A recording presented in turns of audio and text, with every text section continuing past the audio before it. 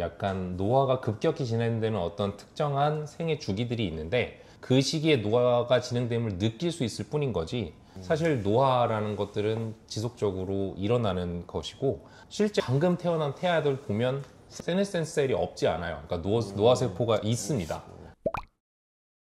하나, 둘, 셋. 안녕하세요. 슬로우 에이징 클럽의 김성현. 김우진입니다. 네.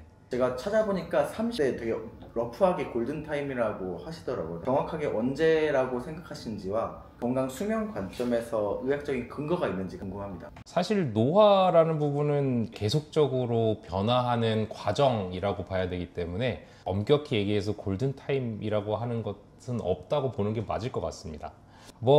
그렇지만 빠르면 빠를수록 좋은 거겠죠. 우리는 어차피 나이가 들어갈수록 늙어가니까요. 노화가 우리가 살아가는 동안에 20대, 30대, 40대를 넘어가면서 지속적으로 동일한 속도의 노화가 일어나는가, 아니면 어떠한 지점을 계기로 갑작스럽게 변화하는가, 이 두 가지에 대해서는 최근에 연구하는 사람들 사이에서는 여러 가지 얘기가 나오고 있어요. 특히 노화는 어느 기점을 경계로 갑작스럽게 일어난다는 부분입니다. 동물 같은 경우는 사람 나이로 치면 한 40대에서 50대, 그 다음에 한 70대에서 80대 사이에 나이 경계를 기점으로 해서 갑작스럽게 노화가 나타나는 것으로 현재 보고가 돼 있어요. 그러니까 이제 어떤 순간에는 우리가 생각지 못한 갑작스러운 노화를 훅 맞이하게 되는 거죠. 정리하면 우리는 지속적으로 그리고 가능한 빠르게 관리를 시작해야 된다라는 부분이고, 노화가 갑작스럽게 일어날 수 있는 시기는 조금 더 집중적인 관리가 필요할 수 있다라는 정도로 생각하면 좋을 것 같습니다. 세놀리틱류, 노화를 막아주는 약물들도 같은 양을 반복해서 먹더라도 사실 60대, 70대가 먹는 것보다 30대, 40대가 먹는 게 솔직히 더 효과적이라고 보여지는 게 맞는 거예요. 그렇죠. 그러니까 사실 그래요. 서양 의학적인 관점에서 봤을 때 노화도 하나의 변형된 세포가 퍼져서 생기는 감염성 질환처럼 해석하는 그런 관점입니다. 그러니까 인체 내에 노화 세포라고 하는 것들이 조금 생겼다가 점점 늘어나면서 걷잡을 수 없이 많아져 갖고 노화세포가 정상세포를 압도하게 되면 그때는 이제 우리가 노화로 인한 죽음이라고 보고, 노화세포가 정상세포를 이겨나가면서 점점 많아지는 과정을 노화라고 이제 정의를 하는 그런 관점인데요. 우리가 이제 세균성 질환에 걸렸을 때도 세균이 다 퍼진 다음에 약을 먹는 것보다는 어느 정도 퍼지기 전에 먹는 게 더 효과적이잖아요. 그것과 마찬가지로 세놀리틱도 노화세포의 그 양이 컨트롤 가능한 수준일 때 접근하는 것이 훨씬 더 효과적입니다. 그러니까 기본적으로 인간은 이제 세포 노화가 25세 이하부터 서서히 진행이 되고, 그리고 30대 가속화되고 본딩 커브를 그리면서 어느 순간이 되면 급격하게 노화가 일어나면서 노화세포가 증대되는 그런 시점이 있을 것 같고, 그 전에 가급적 관리를 많이 해주는 게 훨씬 더 효과적이라는 말. 네. 첨언하자면 사실 노화가 어느 시작부터 시작된다라는 말은 정확하지 않아요. 우리는 태어나면서부터 노화를 맞이합니다. 그러니까는 앞서 말씀드린 것처럼 약간 노화가 급격히 진행되는 어떤 특정한 생애 주기들이 있는데 그 시기에 노화가 진행됨을 느낄 수 있을 뿐인 거지, 사실 노화라는 것들은 지속적으로 일어나는 것이고, 실제 방금 태어난 태아들 보면 세네센스 셀이 없지 않아요. 그러니까 노화세포가 있습니다. 반대로 얘기하면 태어나자마자부터 우리 몸의 전부에서는 모든 세포들이 다 젊게 유지되는 것도 아니고 일부는 늙고 일부는 태어나고 하는 그런 다이나믹한 과정을 반복하는 거죠. 이 노화세포가 결국은 또 우리 생명을 유지하고 정상적인 그 세포 활동을 유지하는 데도 꼭 필요하기도 합니다. 제가 예전에 본 이제 리서치에서 30대부터 노화가 가속화되고, 그다음에 염증 마커 증가를 통해서 확인이 가능하다, 이렇게 본 적이 있거든요. 이 염증 마커와 세네세스, 그러니까 노화세포와 어떤 관련이 있는 건가요? 굉장히 중요한 질문인 것 같아요. 우리가 노화라고 하면은 여러 가지 이미지들을 떠올리지만 최근에 많이 대두되고 있는 노화에 관련된 단어는 염증성 노화, 그러니까 인플라메이징입니다. 보통 염증이라고 하면 우리 몸이 외부에서 오는 세균이나 외부 물질에 대해서 대항하기 위한 하나의 면역 반응 중에 하나인데요. 원래라면은 우리 몸에 꼭 필요한 거죠. 그렇지만 세균이 없는 상태, 혹은 뭐 굳이 그렇게까지 컨트롤하지 않아도 되는 상태에서도 염증을 막 일으키게 되면 우리가 이제 만성 염증이라고 부르는 다양한 질환들의 원인이 되는데, 노화에서는 약한 염증이 계속되는 상태가 꽤 자주 관찰이 됩니다. 이 염증성 신호들이 지속적으로 나타나면 그 염증 신호들에 노출된 정상세포들이 노쇠세포로 변화한다라는 것이 바로 이 그 염증성 노화의 핵심적인 개념이에요. 요약하면 노쇠세포가 염증성 신호를 계속적으로 분비해서 우리 몸에 있는 염증 수치들을 올리게 되고 그 염증 수치에 올라간 것에 정상세포가 노출되면 그 정상세포조차도 노쇠세포로 바뀌게 되는 그러한 마치 전염과 유사한 그런 기전 때문에 노쇠세포가 점점 증가하게 된다라는 내용이 있습니다. 어떻게 보면 만성 염증을 막는 것 자체가 노화 예방에 굉장히 중요한 부분이죠. 그럼 아까 말씀 주셨을 때 뭔가 급격하게 바뀌는 뭐 어떤 그런 신호들, 바이오마커들이 있나요? 뭐 체성분이나 인슐린 저항성이라든지 수라든지 반응이라든지 그때 뭐 그런 급격하게 바뀐다든지 그런 것들이 있나요? 그건 굉장히 중요한 내용이에요. 우리가 먼저 생각해야 될 거는 노화는 질병인가요? 대부분의 사람들은 노화는 질병이라고 생각하지 않고 노화는 그냥 자연스럽게 받아들여야 되는 일종의 몸의 변화라고 생각을 하고 최대한의 노력으로 막을 수 있다, 늦출 수 있다, 뭐 이 정도인 것 같고요. WHO에서 2022년에 노화를 이제 질병 코드로 분류를 했죠. 뭐 그것만으로도 노화는 단순히 나이를 먹는 게 아니라 이제 관리해야 될 질병으로 분류하는 것 같다라는 거죠. 맞는 말씀입니다.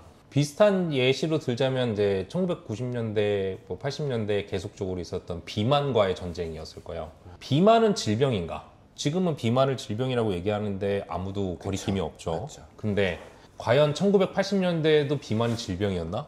오히려 축복이었죠. 그때는 우량아를 선발하는 시기였습니다. 예전에는 살찌는 게 오히려 건강의 상징이고 부의 표시. 네, 부의 표시이고 미의 지표이기도 했어요. 그런데 노화도 비슷하다고 봅니다. 노화도 어떤 시기에는 나이가 들림이 일종의 존중과 예우와 지혜의 상징이었던 시기도 물론 있고 지금도 사실 그렇죠. 하지만 우리가 이것을 질병으로 규정하고 이것들에 대해서 싸워야 되겠다라는 마음을 먹게 될 때는 대체적으로 이것들이 중장기적, 그러니까 수명의 연장과 결부되어서 문제가 된다라는 것이 발견되었을 때입니다. 비만은 사실 여러 가지 그 문제를 직접적으로도 일으키고 간접적으로도 되게 많은 성인 질환의 원인이 된다는 게 잘 알려져 있죠. 그러다 보니까 이제 비만을 질병으로 규정을 하고 그 다음에 이 비만을 이제 치료하는 방법도 최근에는 굉장히 많이 나와 있는 상태예요. 그럼 노화는 그런 게 있는가? 노화는 아직 그런 게 없습니다. 노화 자체는 정상적인 우리의 삶의 방향성 중에 하나이고 과도한 나이듦, 이것을 이제 병적 노화라고 우리가 그 정의할 수 있을 것 같은데 그 병적 노화에 대해서는 치료의 대상이 되어야 한다고 보는 거죠. 현재 그 노화를 질병으로 측정하기 위한 진단 지표를 만들고 있는 그런 과정이에요. 뭐 대표적으로는 이제 뭐 근량 같은 것들도 있습니다. 예를 들어서 같은 나이의 그 평균적인 근력보다도 굉장히 적은 수준이라고 한다면 이제 조금 더 병적인 노화가 진행되어 있다. 혹은 뭐 피부 색소 침착이라든지 뭐 주름이라든지 이런 것들을 통해서 피부의 나이들이 같은 연령대보다 더 많이 일어나고 있다. 이런 식으로 우리가 이제 측정할 수 있는 다양한 지표들이 현재 만들어지고 있어요. 하지만 아직까지 당신은 정상적인 속도로 노화가 진행되고 있습니다를 얘기할 수 있는 지표는 없습니다. 그러면은 제 주변에 한 30대 후반 정도의 여성인데 육아랑 직장을 병행하고 계세요. 늙는 것 같다라고 이제 표현을 하셨는데 그 주에 이제 한 3번 정도, 30분 정도 쓸 수 있을 거. 그러면은 어떤 거를 우선으로 내가 챙겨야 될 것 같냐 물어봐달라고 하셨는데 이런 운동 이 정도 했으면 이런 것도 있을까요? 확실한 건 3번 정도는 땀을 내야 됩니다. 현대인들은 땀을 거의 안 흘려요. 그리고 땀을 안 흘리는 게 반복되고 오래될수록 더 땀 흘리기 어렵습니다. 그러니까 우리 몸 안에 있는 그 골격근과 다양한 근육들이 움직이고 운동하면서 거기서 열이 발생해서 나오는 땀이어야 돼요. 우리 몸은 결과적으로 봤을 때 크게 보면 순환계의 하나입니다. 혈액, 체액 등이 계속적으로 순환해야 되는데 굉장히 많은 그 비중을 차지하고 있는 게 땀입니다. 그래서 만약에 그분이 꼭 뭔가를 해야 한다라고 하면 30분 동안 땀을 흘리는 일을 하시길 바라고, 그게 사우나에 들어가시는 것처럼 수동적인 일은 아니었으면 좋겠어요. 무리하란 말씀이 아니에요. 뭐 이게 각 개인마다 살아온 삶의 방식이 다르고, 예를 들어서 걷기만 해도 땀을 흘릴 수 있는 분이 있어요. 오히려 굉장히 건강한 겁니다. 어떤 분은 달려야지만 땀을 흘릴 수 있는 분이 있어요. 그분들은 조금 더 관리가 필요한 거죠. 스펙트럼은 다양한데 우리의 목표는 그거예요. 땀을 흘려서 순환을 시켜라. 먹는 거는 1순위가 아니에요. 현대인들이 영양분이 부족해서 문제가 생기는 경우 없습니다. 그렇지만 내놓지 않아서 생기는 문제가 훨씬 많아요. 그래서 첫 번째는 땀을 흘리셔야 되고 두 번째는 속을 비우셔야 돼요. 그것부터 시작하면 훨씬 더 좋아질 겁니다. 속을 비우라는 말은 어떤 의미? 우리가 음식물을 섭취하는 빈도를 이야기해요. 양이 아니고. 사실 소화기관이 강약이 있어야 되는데 늘 항상 중강을 계속 유지하는 뭐 어느 정도의 템포를 계속 유지하면서 소화를 계속 시키는 거, 계속 운동하고 있는 거죠. 노화의 가장 큰 문제는 결국 지나친 운동도 포함이 되거든요. 오히려 골격근은 계속 쉬게 냅두고 소화기관은 계속 운동하고 뭔가 굉장히 언밸런스한 상황인 거죠. 그러니까 골격근은 운동하게 하고 소화기관은 쉬게 하는 템포가 굉장히 중요합니다. 식이 조절에 있어서 중요한 부분은 먹고 쉬고가 어느 정도 타임 인터벌이 있어야 되는 거죠. 어떤 사람은 두 끼일 수도 있고 어떤 사람은 세 끼일 수도 있고 어떤 분은 간헐적 단식일 수도 있어요. 먹어야 될 때는 확실하게 먹고 쉬어야 될 때는 확실하게 쉬게 해주고 골격근 운동을 통해서 순환시키고 이것들이 삶에서 해야 되는 가장 첫 번째 방식일 것 같아요. 간헐단식도 잠깐 얘기하셨지만 인간이 세 끼를 먹게 된 역사가 그렇게 오래되지는 그럼요. 않았다고 네, 하더라고요. 그럼요. 그리고 지금은 이제 과영양이잖아요. 과영양이 그렇죠. 시작이기 때문에 그만큼 이제 위와 장이 굉장히 부담을 갖고 있기 때문에 가끔씩 쉬어가는 것도 되게 좋은 것 같고 맞습니다. 이제 아까도 말한 그 데이비드 싱클러 박사도 자기는 아침을 먹지 않는다. 저녁을 좀 이르게 뭐 6시쯤 먹고 그 다음에 아침을 거르고 12시 점심까지 거의 12시간의 보면은, 공복을 유지하죠. 장기를 쉬게 하는 거죠. 그래서 간헐적 단식은 몸이 이제 음식물이 들어오지 않으면 위기 상황으로 인식하고 그러니까 되게 오래되어 있는 그 체내에 지방들을 태우기 시작한다.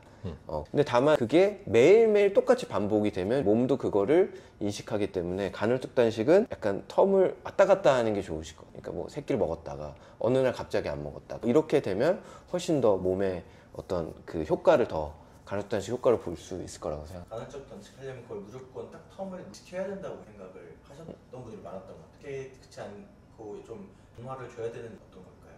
예를 들어 점심 저녁을 계속 먹으면 신체의 장기들이 이제 음식이 들어오는 시간을 그렇게 인식해 버리니까 아침을 안 먹는 효과가 훨씬 더 반감된다고 저는 알고 있고요. 네. 이거는 스트레스와 관련되어 있는 얘기일 것 같아요. 우리 몸은 적응하잖아요.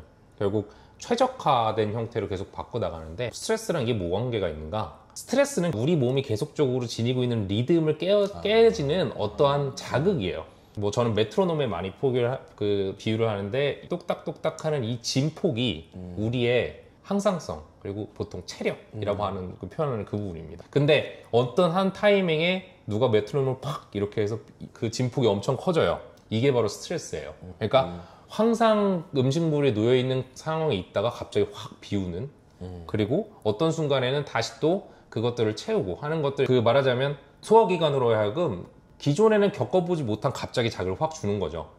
큰 자극이 일어나면 우리 몸은 그것에 대응하기 위해서 여러 가지 반응들을 해요. 평소보다 훨씬 더 과활성화 되기도 하고 굉장히 액티브 되기도 하고 혹은 어떤 다른 기능들은 죽이기도 합니다. 이 과정을 통해서 우리 몸은 변화해요. 우리는 그 변화를 유도하기 위해서 간헐적 단식을 하는 것이고 말하자면 반대로 그것도 루틴해지면 거기에 적응합니다. 그러니까 간헐적 단식이 같은 사이클로 계속 반복되면 당연히 우리 몸은 이쯤 되면 안 들어올 때가 됐구나 라고 생각을 하고 그 뒤엔 또 거기에 적응을 하기 시작해요. 그럼 바로 이 사이클에 익숙해지는 거죠. 여러 가지 자극들을 다양한 패턴으로 주게 되면 우리 몸에 적응하지 않게 하면서 과활성화를 주기적으로 이끌어낼 수 있다는 측면에서 좋은 겁니다. 근데 뭐 반대로 주기적으로 하는 게 그럼 나쁘냐? 그런 건 아니에요. 예를 들자면 뭐 잘 살고만 있다고 하면 사실 이 메트로놈의 진폭이 중요하지 갑자기 이거를 흐트러뜨리는 것들은 어떻게 보면 단기간에 좋은 반응을 유도하기 위한 방편이지 이 진폭을 늘리는 게 훨씬 더 우리 몸에는 중요한 부분입니다.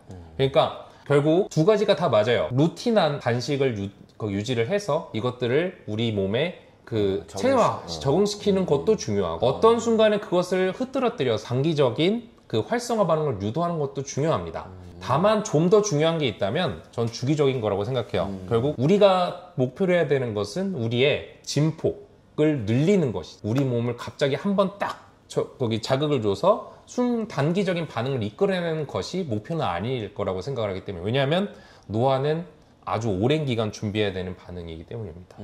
30분 정도 땀을 내는 것과 속을 비우는 것을 보여주셨잖아요. 어떤 변화를 제가 하면 좋을까요? 변화를 바로 느끼셨던 게 있나요? 사실 단기간에 뭔가를 경험하기는 쉽지 않은 것 같기는 해요. 근데 꾸준히 하면 이제 드라마틱한 변화를 어느 정도 느낄 수 있다고 생각은 하는데, 맞는 말씀이에요.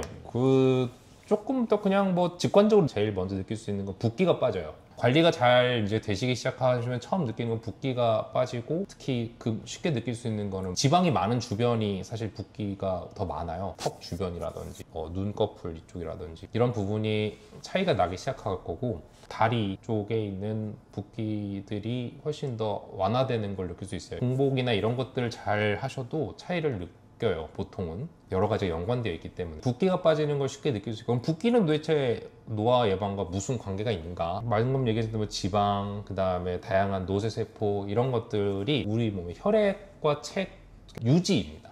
그러니까 그것들을 계속 유지시키는 방향으로 우리 몸을 만들어요. 체액이 유지된다라고 하는, 그러니까 순환되지 않는 체액, 고인물이 된다라고 하는 것은 굉장히 많은 결과를 나타내지만 우리가 그냥 눈에 딱 보일 수 있는 그냥 붓기예요. 염증과 관련이. 그렇죠. 염증과 관련이 있습니다. 인간의 평균 수명이 늘어나면서 가장 집중적으로 관리해야 되는 건 염증입니다. 제가 제일 걱정했던 것 중에 하나, 몸에 염증이 많다, 그런 피드백을 많이 들었었고, 실제로 얼굴에 뾰루지, 뭐 이런 두드러기 막 이런 것들이 계속 일어났었거든요. 몸을 관리하고 특히 이제 세놀리틱류, 이제 노화를 막아주는 그런 약물들을 먹기 시작하면서 진짜 그게 드라마틱하게 줄어들었어요. 그러니까 염증의 변화는 사실은 몸으로 많이 느끼기도 하는 것 같아요. 염증이 되게 없어지고 몸이 되게 가벼워지고 뭔가 트러블이 덜 일어나는 것 같다, 이런 것들을 몸으로 느낄 수 있거든요. 아마 그런 변화 정도 느낄 수 있지 않을까 싶어요. 좋아져요. 그게 제일 큰 변화겠죠. 네네. 저희 슬로우 에이징 클럽이 추구하는 방향과 어떤 취지가 노화를 막자, 늦게 늙어가자, 이것만은 아니거든요. 오래 사는 것도 중요하지만 사실 건강하게 아프지 않고 사는 게 더 중요하기도 하고, 그래서 건강과 관련된 혹은 노화와 관련된 지식이 결국에 건강과 관련된 지식과 매우 맞닿아 있다고 보시면 될 것 같아요. 많은 분들이 뭐 그렇게 생각하실 것 같아요. 오래 살아야 될 이유가 없다고 생각하시는 분도 사실 많을 수 있거든요. 하버드 메디컬 스쿨의 데이브 싱클레어 박사가 이제 구글에서 강연을 할 때 120살까지 오래 살고 싶은 사람 손들어 봐라 라고 하면 별로 안 들다가 120살까지 뭐 돈도 벌고 등산도 하고 운동도 하고 뭐 맛있는 것도 먹고 하면서 오래 살고 싶은 사람 손들어 보면 대부분의 사람들이 손을 들. 그 말인즉슨 오래 늙어서 사는 거에 대해서 되게 두려움을 가지고 있다. 왜냐면 아프니까. 저희가 뭐 슬로우 에이징 클럽을 통해서 이런 것들을 전달하고 같이 공유하고, 이런 것들이 건강하게